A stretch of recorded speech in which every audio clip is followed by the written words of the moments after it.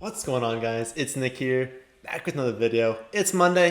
You know what time it is. Time for another mock draft Monday. It has been requested that we have done about 15, 12-team leagues in a row, that we do a 10-team league. Of course, if you're in a 12-team league, I'm still going to do player analysis in this, so you can still watch. Don't you worry, but we are going to do a 10-team full PPR draft. We're going to do 2 running back, 2 wide receiver, 1 flex, 7 bench spots.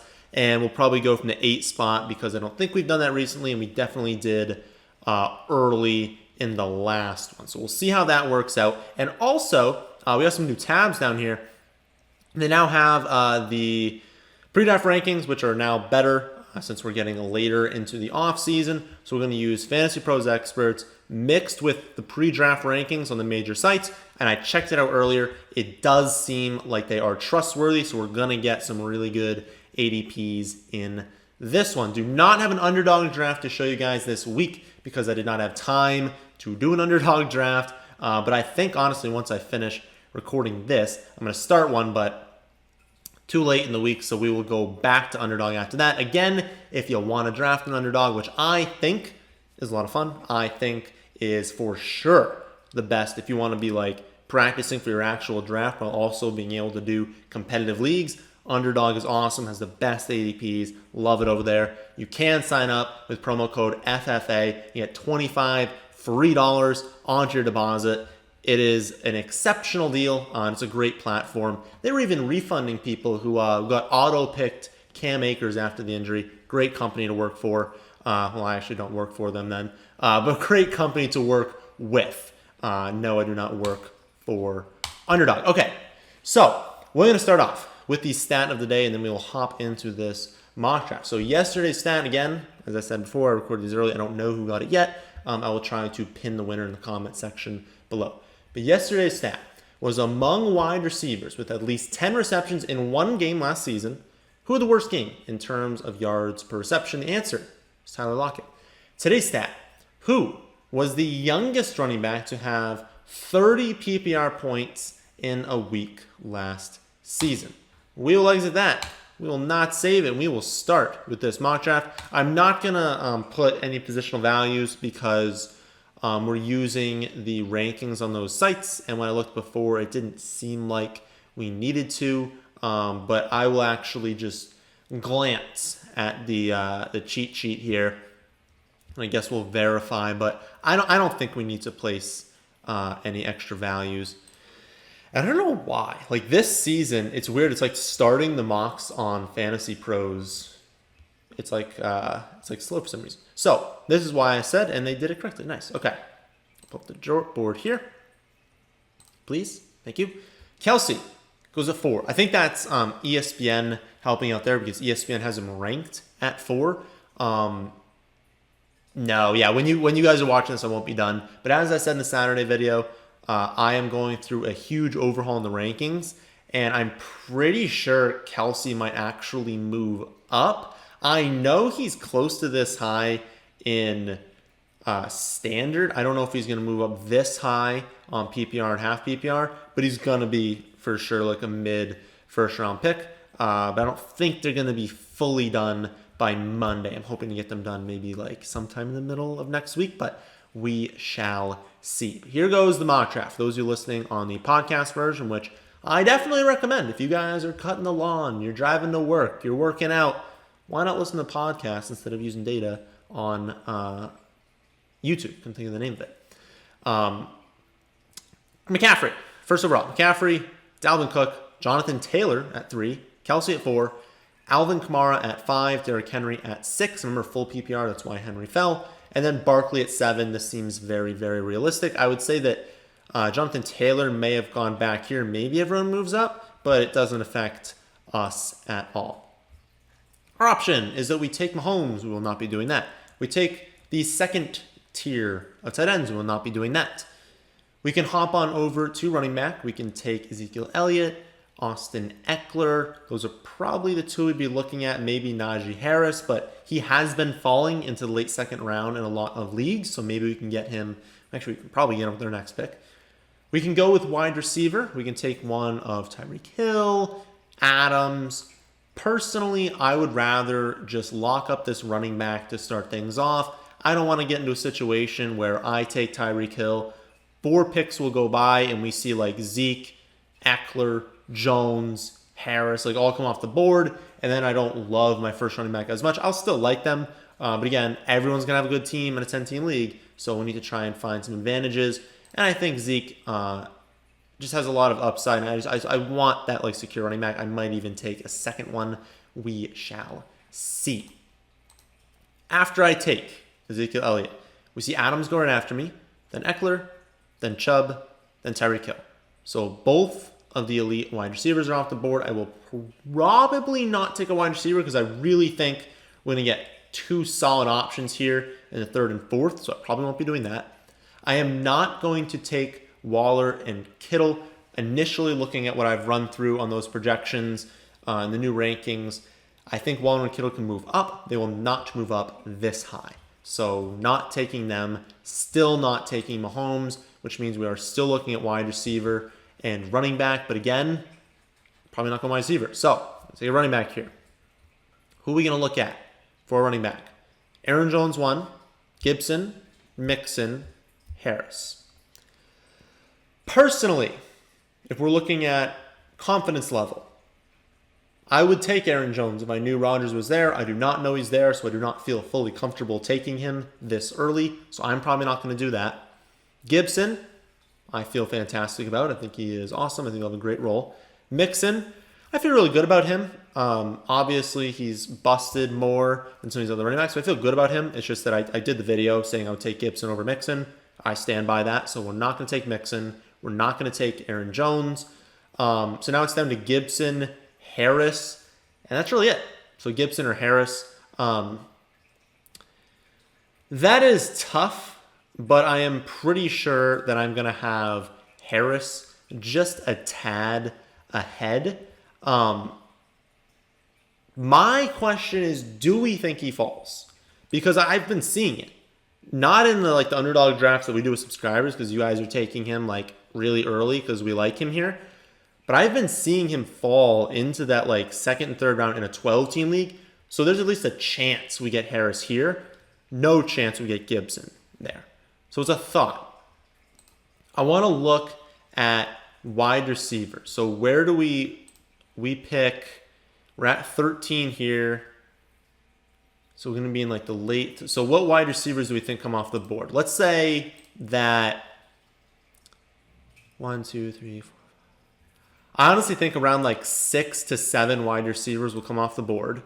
So I think this will be gone. I think all this is gone in our next pick.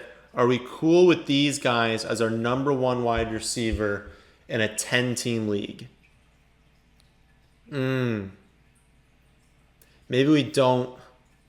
I'm thinking we don't go with the running back just because, again, 10-team league, we need an edge. And I don't want to lose an edge initially at wide receiver. So my thought is, why don't we just take Diggs? We did get slightly worse value than the guy that took these two. But we're going to have a really solid combo of running back and wide receiver. I just don't want to be too thin. I don't want to get to this spot and have a run at wide receiver go by. And I still do think obviously Diggs is an exceptional pick here. I think that would be the better play. I think that's a better play. I think we take Diggs. I didn't want to risk too many wide receivers. Yeah, a ton of wide receivers came off the board. And I talked about in the Saturday video how we can't be taking Michael Thomas this early. Okay, so wide receivers off the board. 1, 2, 3, 4, 5, 6, 8 come off the board. Hopkins, Ridley, Metcalf, Allen, Jefferson, A.J. Brown, Terry McLaurin, and Allen Robinson. So I like that I took Diggs there just because I wouldn't have wanted to start off with a wide receiver in this range. Harris does come off the board. Gibson comes off the board along with Mixon, Aaron Jones, and Swift. That'll make sense. Mahomes comes off the board. That'll make sense. Definitely at this point, Waller's a value. Kittle's a value. We place a higher emphasis on tight end when we are drafting in leagues that are smaller than 12 teams. And then we place another emphasis on 16-team leagues as well. I believe if I had to just guess where I have Waller in the rankings, it's either 21 or 20. So this is a nice value for him. Kittle, I think, is in this exact range. So this is not a huge value on Kittle. But we love Waller. I think Waller is just a slam dunk pick right here. And I like how we've started off this draft. Got our stud running back, got our stud wide receiver, and our stud tight end. We're not weak at any of these positions. That is not where Hawkinson is not going to... Well, it's not where Hawkinson should go, but actually listening to your guys' comments, you guys are in love with Hawkinson for some reason. Again, I will give my Hawkinson take. Just because someone is the only person you think is going to get targets doesn't mean they're going to. So you can't just say, oh, everyone is bad on the Lions, so Hawkinson's going to get 130 targets. Well, no. Swift will get targets. They're going to have a 1, 2, and 3 at wide receiver. Maybe you can't figure out who it's going to be right now, but they're going to have someone who are going to get targets. And you still got to get open. So it's not like just every single week Hawkinson's going to be fed. And then also, their team wasn't that great last year. Galladay was not on the team for most of it last season. Like, they didn't have these elite targets, and they had Stafford and Goff. Like, Hawkinson still wasn't all that great. So you're going to downgrade to Goff, not change the weapons all that much. They're still going to be bad, and you all of a sudden think that Hawkinson's going to return like 4th-round value? Absolutely not. So I'm off on Hawkinson as a pick. Again, so we're obviously not taking tight end. Would it be viable 4th round taking those quarterbacks? Yeah. So my projections again have second round value, late second round value on Allen. And then we're in like this whole range right here between these next guys of Josh Allen, Kyler Murray, Lamar, and Dak. I think I can get a really good value on one of them, but I'm tempted to see how the team will turn out if we take Josh Allen here. Because I think Josh Allen can be the quarterback 1. I think Darren Waller could be the tight end 1. Diggs could be the wide receiver 1. I don't think Zeke's going to be the running back 1, but if you told me that he got lucky and he got 17 touchdowns this season because Dallas was the number 1 scoring offense, I would not be shocked at all. And so if I can start off really solid at all of those positions, it's not a bad strategy. My question is, would my team be better off if I secured another running back I feel really good about here? I take whichever quarterback is still available at the next pick. And then after that, I can just take my second wide receiver. So which do we think my team would be stronger in? Let me know. Comment section. This is our first one that we engage you guys with. That is basically my option here, is I take my stud quarterback, and then I need a running back and a wide receiver probably in these next 2 picks. The running backs, I'm imagining most of these guys will be gone, so we'll probably be looking at that like Etienne, Hunt, Edmonds range. So I'd rather have Josh Allen and let's just say Hunt's the best guy. Josh Allen and Hunt. And then let's just pretend that this pick is wide receiver for both to make it easier on us. Josh Allen and Hunt, or you take running back here, which would be one of Carson or Montgomery. It was Montgomery. That was what we did in that video. We did a breakdown with them. So Montgomery and let's just say Dak's the last one available. I think that's most likely. Montgomery and Dak or Josh Allen and Hunt. Which would leave us better off? Wow. I need to think on that one. Let me know, though, in the comment section. Then upvote the ones, if you see someone write one in the combination, upvote the one that you think is correct. Upside-wise, I think upside-wise, you probably wait.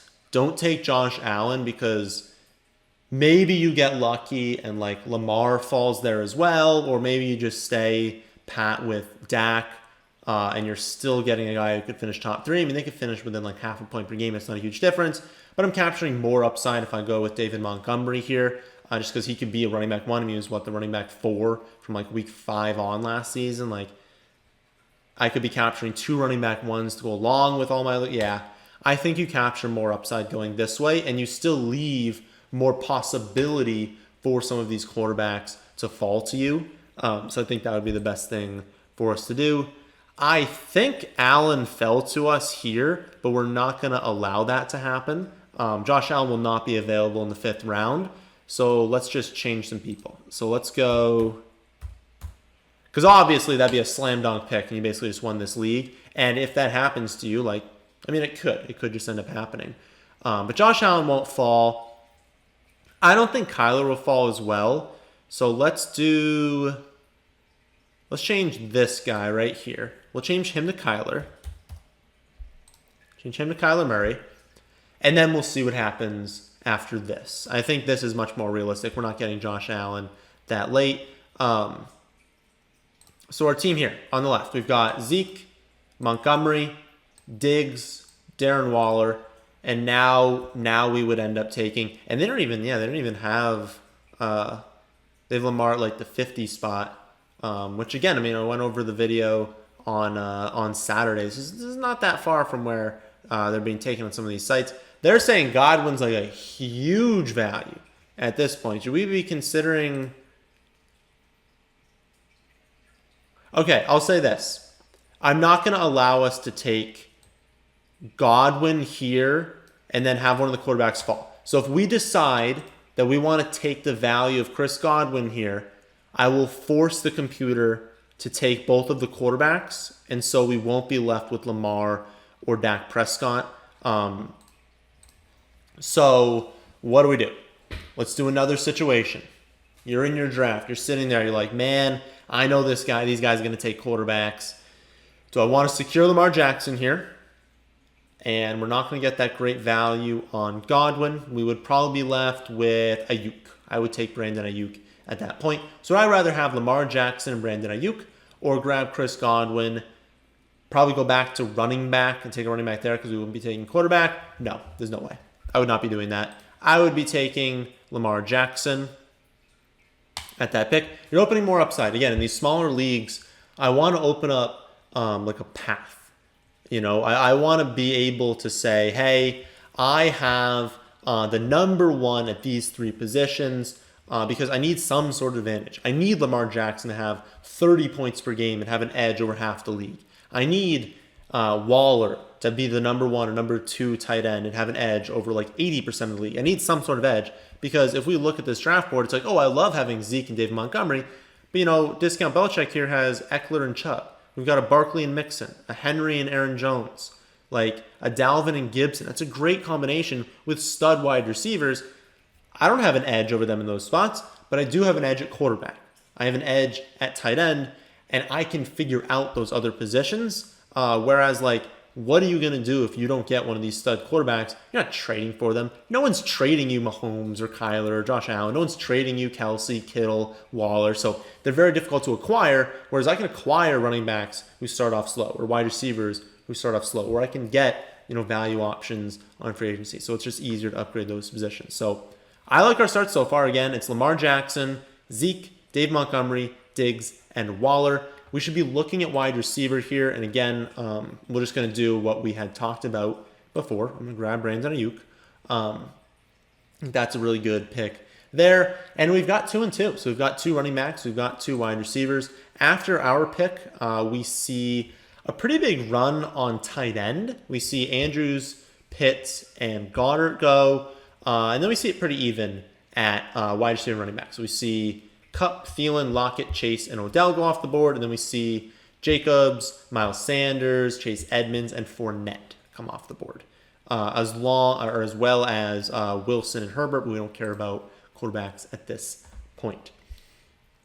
So we can have Kareem Hunt. We can have Javonte Williams. We can have Mostert, upside with James Robinson. A little bit of upside with Damian Harris, Carter, Sermon. That's kind of what we're looking at there. For wide receiver, we could go after Galladay, Sutton, Robbie Anderson, Claypool. Okay, so some decent options. I don't see anyone standing out at wide receiver. Obviously, there's the guys I mentioned will be good picks, but all of them are very, very similar. And so I just want to make sure we secure an elite back. We will take the upside on Kareem Hunt. And then I'm tempted to honestly just take Williams as well, and then probably figure out wide receiver with volume. You know, after this pick, I feel good enough about Diggs and Ayuk to where we'll just load up on like high upside wide receivers. Yeah, I think that's our best option. Grab Javonte Williams again, who I think can be the one. I think people are pushing him a little bit too high at points, taking Melvin Gordon in like the 120s, I think on Underdog, which is just nuts. I think that's a screaming value. But I think this is like the range where like Williams kind of should be going is, well, I guess he should probably be going closer to like the 6th round. I think this is a better spot. But being able to get Melvin Gordon like way back here probably shouldn't happen because I even talked about in that video, I think on Saturday. I mean, what if Melvin Gordon got traded to the Rams? I mean, if they don't want Melvin Gordon in the future, clearly they don't. They don't want to sign him after this year's up, and they want Williams to be the guy. And they have Mike Boone. They have one more. They have Mike Boone and someone else. Is there a situation where they trade Melvin Gordon to the Rams, and all of a sudden Melvin Gordon, is under that scenario probably a 3rd round pick, 2nd or 3rd round pick, somewhere in there, and you're getting him that late. So I think Melvin Gordon is being thrown way too far because I guess 9th round here, but on Underdog he's going like a little bit later than that. Like, I think it's worth the upside because everyone in this range is like risky. Everyone in this range isn't like incredible. I don't know. I think it's a quality pick, and I didn't like him to start the off season, but that was when he was going a few rounds earlier than this. Article came out on Sermon and Mostert, basically saying that like Sermon could actually get the start, but Mostert could lead in rushing yards. And basically their plan with Sermon is like, we're going to give him work basically to keep Mostert healthy because Mostert is really, really good, and he's really, really good fit in that offense. So if they can keep him healthy, they would love to do that. So they're not going to like give either of these guys a huge workload. It's going to be very, very much a split. And if it's a split, there's even a possibility Mostert ends up being more valuable because we don't technically know how good Trey Sermon is going to be in this scheme, but we know Mostert's going to be very, very efficient. So I think they should be going right next to each other. Personally, I would be taking Sermon a hair ahead of Mostert, but it's only by a hair. It's only by a little bit. I think they're both honestly like quality picks. Let's go over our team again. So we've got Lamar quarterback. We've got Zeke, David Montgomery, Kareem Hunt, and Javonte Williams. We'll probably abandon running back at this point, grab a bunch of wide receivers, and then go back to running back to kind of end the draft. At wide receiver, we only have Diggs and Ayuk, so we need to make up at that point. But we have Darren Waller at tight end, so that's pretty solid. Pull up the cheat sheet. We're only looking at wide receiver. We're going to do, we have the turn here. So we've got a late 9th and an early 10th round pick. We're going to take 2 wide receivers. I think Robbie Anderson is pretty clearly going to be one of our picks here. Probably being undervalued a good amount this season. There are targets available in the offense. Not like a ton because McCaffrey's coming back, but he's still pretty talented, and he's joining up with the guy he's already played with. So I think he's a quality pick. Here you could go with Curtis Samuel or Laviska Shenault. We're just going to take Samuel and hope that Laviska is there at the next pick. I think there are situations. Oh, he's not going to be there. I think there are situations where Curtis Samuel does disappoint. Like, I think that they're going to give him every opportunity to succeed, and I think he's going to take advantage and be incredible. But they have Brown. They have Harmon, who they're hyping up a little bit. Like, they have other players who are quality who will get looks. They have Logan Thomas and Gibson and McLaurin. So there is still a chance that like Samuel just doesn't see enough total volume. But I like taking him because there's also a chance that they use him as a running back at times, on end of rounds, on screen passes. They use him downfield. And that this offense is just really, really good. And he ends up being their like 2nd most targeted receiver. And I got him, as my 4th receiver in the 10th round. I think that's a great value. After I go, we see a lot of wide receivers. Unfortunately, Laviska comes off the board. Debo comes off the board. Waddle comes off the board along with Fuller, Cooks, Beasley, Landry. And then some running backs. We see Penny, David Johnson, Michael Carter, James Conner, A.J. Dillon, and then Brady comes off the board as well. I will be taking Mike Williams. I believe I talked about him in the Saturday video. I just think that like pretty much like every single site is undervaluing Mike Williams. Doesn't even matter what site you're drafting on. He is just a really, really good pick. He's the number 2. People are like, oh, what about like Palmer? Like, come on, we're not scared of Palmer. Like, Mike Williams is easily the 2. Again, if you guys think that Herbert is taking this great step forward, why is Mike Williams going as late as he is? Let's just take another one. Honestly, like Like, wide receivers are our weakest spot, and that's what I always want to do late, is if I've got a weak spot, I only had Diggs and Ayuk at wide receiver, load up. Anderson, Samuel, Mike Williams. Let's just take whoever we think is going to be good. Gallup. I think Gallup has incredible upside this season. Like, what if Lamb got hurt? What if Amari Cooper got hurt? Like, yeah, there's a 100% chance Gallup would have been. No, don't listen to this thing. Actually, I don't even know if you guys can see this like reach alert on the bottom, but that's absolutely not a reach. That is a really, really good pick at that spot. Now we need to go back. But like I was saying, like Gallup, like imagine if one of those guys goes down. He's what? Easily a wide receiver 2 every week, and you just got him this late. So I love this bench. Anderson, Samuel, Mike Williams, Gallup to go along with Diggs and Ayuk. So we're good at wide receiver. I'm not going to take any more. Again, the guys we like, Mecole Hardman, Gage, Campbell, Elijah Moore, Emmanuel Sanders, Jacoby Myers. It's just that like this is a 10-team league, and so a lot of those might not be viable. I would say the Mecole Hardman should be going higher than this. Our running backs are only Zeke, David Montgomery, Javonte Williams, and Kareem Hunt. So we should probably just take an upside pick. I would take Pollard. So a lot of people ask about handcuffs. I'm not a huge fan on handcuffs, but in a situation like this where it's like, I know that you'd need like multiple injuries to be starting a running back in this range. Why not just secure Pollard? And I'll only do it if I know for sure I'm grabbing the clear handcuff. So I'm not doing like Singletary with Moss because I don't even think Singletary would be all that good if Moss went down because he wasn't all that good. I'm not like Tevin Coleman. I don't think he's the one if there's an injury. I'm not convinced that Darrell Williams is the one if there's an injury. I'm not convinced that Darren Evans is a feature back if there's an injury to Derrick Henry, but I know that Tony Pollard is going to be awesome if Zeke goes down, and so I just secured that. I just said, hey, I put a lot of stock at running back into Zeke. If he goes down, I want to have Tony Pollard on this team. Should probably just take one more super high upside. I don't think we need a handcuff. If you wanted a handcuff, you could take Damian Williams if you think he's clearly the guy. I don't know. Like, there's another situation. I don't know if he's clearly going to be the one if there's an injury there. So I'm not going to do it. Stevenson I would take, but there's this like weird thing where I don't know why he's not like at camp. So I don't really want to go there. I would probably take Madison. Or would I just say screw it and just grab Hardman? Yeah, that's probably what I would do. I would probably say screw it. Grab Mecole Hardman, clearly being undervalued. Grab the value there, and then just take the defense. I think this team turned out really, really nicely. And we'll take Bills defense. You always want defense when you have a really good offense on the other side.